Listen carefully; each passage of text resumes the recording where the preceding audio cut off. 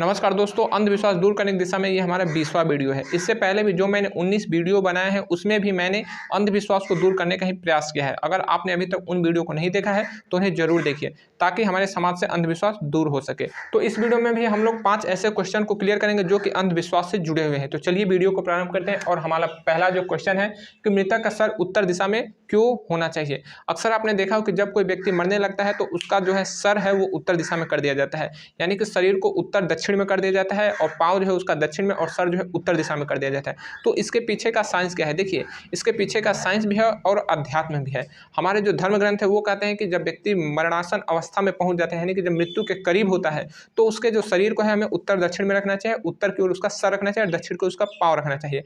उत्तर दिशा में सर रखने से ये होता है कि जब व्यक्ति जो है बिल्कुल मरने लगता है, उसके अंतिम जो सांसें चलने लगती हैं, यानी कि बिल्कुल मर गया होता है, तो भी उसका जो थोड़ा सा जो शरीर का जो प्राण होता है वो सर में अटका हुआ आता है। तो जब उसका शरीर को हम उत्तर दक्षिण में कर देते हैं और सर जो उत्तर दिशा में कर देते हैं, तो उत्तर दिशा में जो है चुंबकीय ध्रुव थोड़ा ज़्यादा होता है, इसीलिए उसका प्राण जो है वो ठीक से निकल जाता है और व्यक्ति को तकलीफ नहीं होती। ये हमारे धर्म ग्रंथ, हमारे शास्त्र कहते हैं।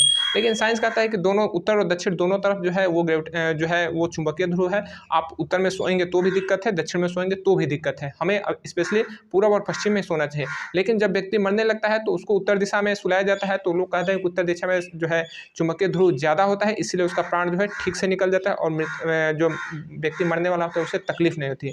ये हमारे धर्मशास्त्र कहते हैं। अब जब मृतक को घर से बाहर निकाला जाता है, यानी कि जब उसको शमशान घाट पर ले जाया जाता है, तो वहाँ पे देखेंगे कि शमशान घाट पर इसके विपरीत कार्य किया जाता है, यानी कि उसका सर जो है वो दक्षिण दिशा में हो जाता है और जो उसका पाँव है वो उत्तर दिशा में कर दिया जाता है। बहुत जगह पे ऐसा देखा जाता है, बहुत जगह पे जो है वो सर जो है उत्तर ही दिशा में होता है।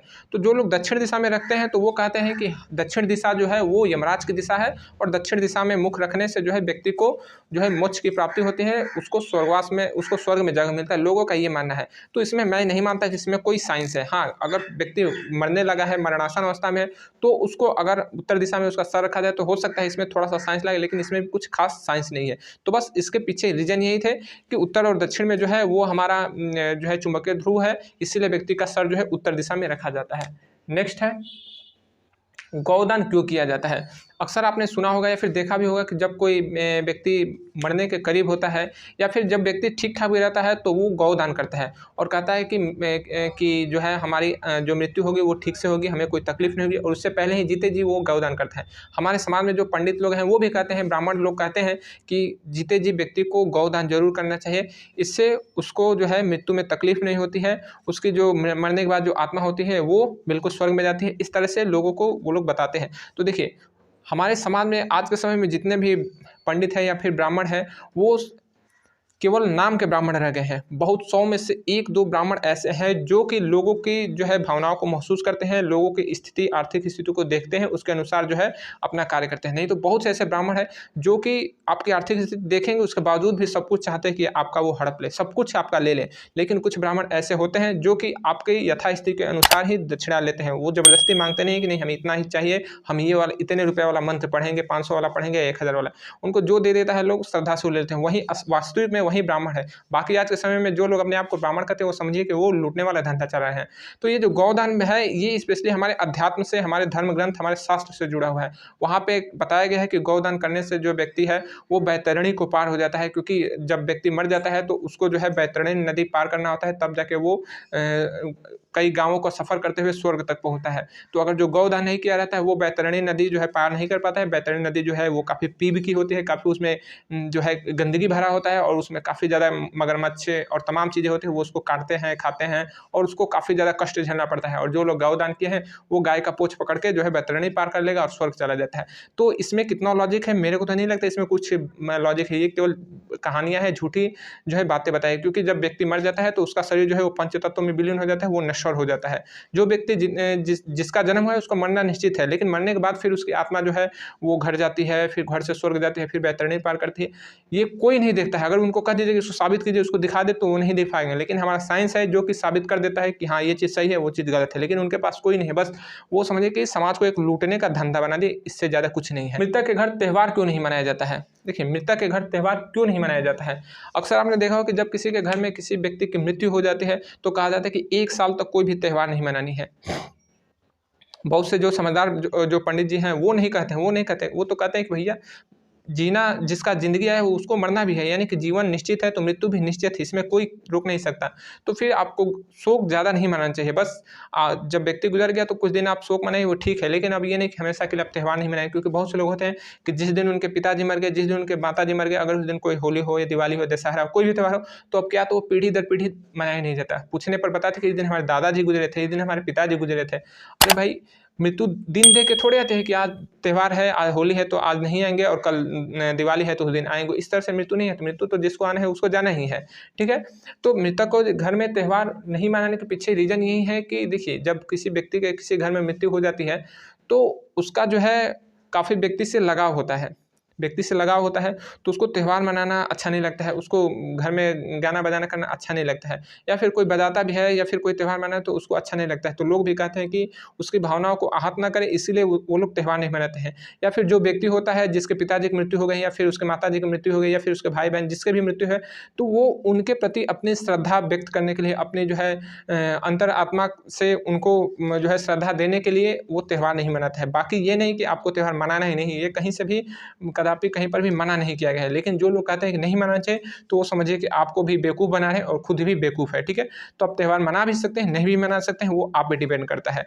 अब ज़्यादा अगर आप गाने बजाने वाले त्योहार है तो उसको ना ही मनाएँ तो बेहतर है, क्योंकि समाज के भी लोग कहेंगे कि देखो आपके घर में भी, इनके घर में मृत्यु हुई है और ये इस तरह से, तो नहीं भी चाहिए। और अगर आप मना रहे हैं थोड़ा बहुत जो है कायदे से मना रहे हैं तो कोई भी आपको दिक्कत नहीं है। घर में कोई ये नहीं कि प्रेत बाधा आ जाएगी या फिर घर में कुछ अशुभ हो जाएगा, ऐसा कुछ भी नहीं है, ठीक है? नेक्स्ट है, ग्रहण में सूतक कैसे लगता है? अक्सर आपने देखा हो कि जब ग्रहण लगता है तो उसके ग्रहण में जो है सूतक लग जाता है। ग्रहण के बाद जो है लोग नहाते हैं, कुछ दान करते हैं सुबह, फिर लोग सुबह जो है आते हैं दान लेने वाले और लेके चले जाते हैं। तो आखिर ग्रहण में सूतक कैसे लगता है? देखिए, सूतक का हमें मतलब समझना चाहिए। जब भी किसी के घर में किसी जो है बच्चे का जन्म होता है, तो भी सूतक लगता है, या फिर किसी के घर में किसी व्यक्ति की मृत्यु हो जाती है, तो भी सूतक लगता है। वास्तव में इसको पातक कहते हैं, ठीक है? जब किसी का जन्म होता है तो उस समय घर में सूतक लगता है, और मृत्यु जब होती है तो उस समय पातक लगता है, ठीक है? तो जन्म से सूतक में संबंधित है और मृत्यु से पातक संबंधित है। तो देखिए, जब अमावस्या हो या जब कभी ग्रहण लगा हो, चाहे चंद्र ग्रहण हो या सूर्य ग्रहण हो, तो उस समय सूतक क्यों लगता है? तो देखिए, हमारे जो ब्राह्मण लोग हैं, जो कि हमारे समाज के अगुवा हैं, जो कि समाज को चलाते हैं, तो उनका कहना है कि जब ग्रहण लगता है तो सूर्य से कुछ ऐसी गैसें निकलती हैं, कुछ ऐसे जो है विकिरण निकलती हैं, जो कि हमारे धरती को काफ़ी प्रभावित करती हैं। यहाँ तक कि जो खाना वगैरह जो रखा रहता है वो खराब हो जाता है।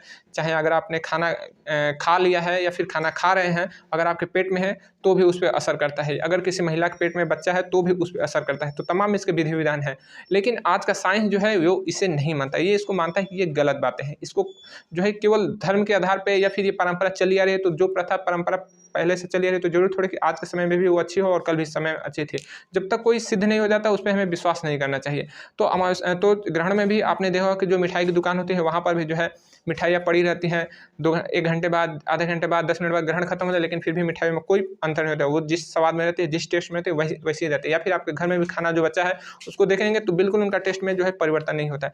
अब किस चीज़ में परिवर्तन होता है, ये बातें आज तक जो है वो लोग साबित नहीं कर पाए हैं, और हमारा साइंस कहता है कि ये सब झूठी है। तो हम तो भाई साइंस को ही मानेंगे, क्योंकि साइंस के अनुसार ही चीज़ें सही होती है। बाकी जो अंधविश्वास लोग फैलाए हैं उन पे हमें भरोसा नहीं करना चाहिए। तो ग्रहण में बस सूतक इसीलिए लगता है कि जो हमारे शास्त्र हैं, जो हमारे पंडित लोग हैं वो कहते हैं कि जो है ग्रहण में जो है खाना नहीं खाना चाहिए, जो है उसमें कई कीटाणु वगैरह जो है जन्म लेते हैं, तो इसीलिए सूतक लगता है। बाकी इसके पीछे का कोई लॉजिक, कोई साइंस उतना जो है स्ट्रॉन्ग नहीं है। नेक्स्ट है, हल्दी लगने पर व्यक्ति को बाहर क्यों नहीं निकलना चाहिए? अक्सर आपने देखा हो कि जब किसी की शादी होती है, चाहे लड़का हो या लड़की, जब उसको हल्दी लग जाती है तो उसे कहा जाता है कि घर से बाहर नहीं निकलना चाहिए, घर से बाहर नहीं निकलना चाहिए। और जो सोसाइटी में जो महिलाएं होती हैं वो उनके हाथ में जो है लोहा थमा देती हैं, या फिर कुछ लोहे की चीज़ें बांध देती हैं। तो इसके पीछे को कौन सा साइंस है समझ में नहीं आता। अब उसके हाथ में लोहा बांधा जा रहा है, उसके हाथ में जो है लोहे के कड़ा डाल दिया जाता है, या फिर लोहे के कुछ चैन पहना दिया जाता है, और लोग कहते हैं कि इससे क्या होता है कि जब हल्दी लग जाता है तो प्रेत आत्माएं जो होती है, जो भूत प्रेत होते हैं, वो इनके ऊपर हावी हो जाती हैं, ताकि इनको हम अपने बस में कर सकें। देखिए, इसके पीछे साइंस है, इसमें कोई ये भूत प्रेत वाला चक्कर नहीं, इसके पीछे साइंस है। इसमें साइंस ये है कि जब हल्दी लगाया जाता है ताकि जो है शरीर जो है उसमें निखार आ सके, शरीर में जो है पीलापन हो सके, यानी कि जो शरीर है सुंदर हो सके, गोरा हो सके, इसीलिए हल्दी लगाया जाता है। हल्दी और चंदन भी लगाया जाता है ताकि जो शरीर है गोरा हो सके। इसमें जब आप हल्दी या चंदन लगाते हैं तो जब आप सूर्य की रोशनी में आते हैं, यानी कि सनलाइट जब आपके शरीर पे पड़ता है तो वो कालापन कर देता है। यानी कि आपका जो शरीर है वो बिल्कुल जो है कोमल हो गया होता है, बिल्कुल जो है सॉफ्ट हो गया होता है, और उस पे जब सनलाइट गिरेगा तो ज़ाहिर सी बात है उसको वो काला कर देगा। आपको महसूस नहीं होगा कि काला हुआ है, लेकिन पहले से उपेक्षा आपके शरीर में जब चंदन लगता है तो सॉफ्ट हो गया होता है, यानी कि गोरापन हो गया होता है। उसके बाद में जब सूर्य की लाइट इस पे पड़ती है तो वो हल्का-हल्का काला कर देता है। इसीलिए जो है सनलाइट में नहीं जाना चाहिए। चंदन या फिर हल्दी जिसको लग गया है उसको सनलाइट में नहीं जाना चाहिए। लेकिन समाज में इतना अंधविश्वास अभी भी कायम है कि लोग कहते हैं कि इससे भूत-प्रेत पकड़ लेते हैं, इससे जो है चुड़ैल लड़कियों को पकड़ लेती है। ऐसा कुछ भी नहीं है, ये केवल एक साइंस है, और साइंस के हिसाब से ये जो है सनलाइट इस पे जो हमारी स्किन पे जो है वो इफ़ेक्ट करता है, इसीलिए हमें सनलाइट में नहीं आना चाहिए। तो देखिए, मैंने आपको जो ये 5 क्वेश्चन बताए, इसमें काफ़ी ज़्यादा जो है अंधविश्वास छुपा हुआ था। मैंने इसलिए आपको बताया ताकि आपका अंधविश्वास दूर हो सके। अगर आपको लगा कि नहीं, मैंने अच्छा आपको नॉलेज दिया है, तो आप अपने भाइयों को भी शेयर ज़रूर करें ताकि उन्हें भी अच्छी जानकारी और सही जानकारी मिल सके। तो मिलेंगे हम लोग अगले वीडियो में, तब तक के लिए जय हिंद।